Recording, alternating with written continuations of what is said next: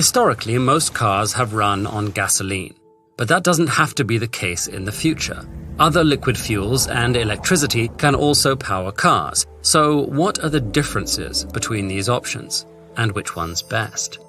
Gasoline is refined from crude oil, a fossil fuel extracted from deep underground. The energy in gasoline comes from a class of molecules called hydrocarbons. There are hundreds of different hydrocarbons in crude oil, and different ones are used to make gasoline and diesel, which is why you can't use them interchangeably. Fuels derived from crude oil are extremely energy-dense, bringing a lot of bang for your buck. Unfortunately, they have many drawbacks. Oil spills cause environmental damage and cost billions of dollars to clean up. Air pollution from burning fossil fuels like these kills 4.5 million people each year. And transportation accounts for 16% of global greenhouse gas emissions, almost half of which comes from passenger cars burning fossil fuels. These emissions warm the planet and make weather more extreme. In the US alone, storms caused by climate change caused $500 billion of damage in the last 5 years. So while gas is efficient, something so destructive can't be the best fuel.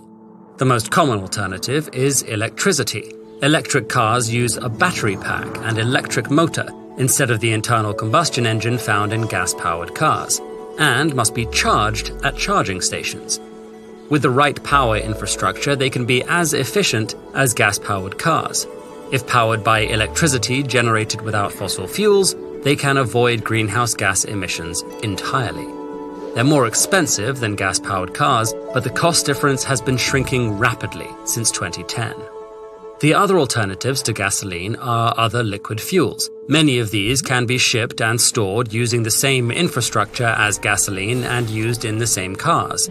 They can also be carbon neutral if they're made using carbon dioxide from the atmosphere, meaning when we burn them, we release that same carbon dioxide back into the air and don't add to overall emissions. One approach to carbon-neutral fuel is to capture carbon dioxide from the atmosphere and combine its carbon with the hydrogen in water. This creates hydrocarbons, the source of energy in fossil fuels, but without any emissions if the fuels are made using clean electricity. These fuels take up more space than an energetically equivalent amount of gasoline, an obstacle to using them in cars. Another approach is to make carbon-neutral fuels from plants, which sequester carbon from the air through photosynthesis. But growing the plants also has to be carbon neutral, which rules out many crops that require fertilizer, a big contributor to greenhouse gas emissions. So the next generation of these fuels must be made from either plant waste or plants that don't require fertilizer to grow. Biofuels can be about as efficient as gasoline, though not all are. For a fuel to be the best option, people have to be able to afford it. Unfortunately, the high upfront costs of implementing new technologies and heavy subsidies for the producers of fossil fuels mean that almost every green technology is more expensive than its fossil fuel-based cousin. This cost difference is known as a green premium.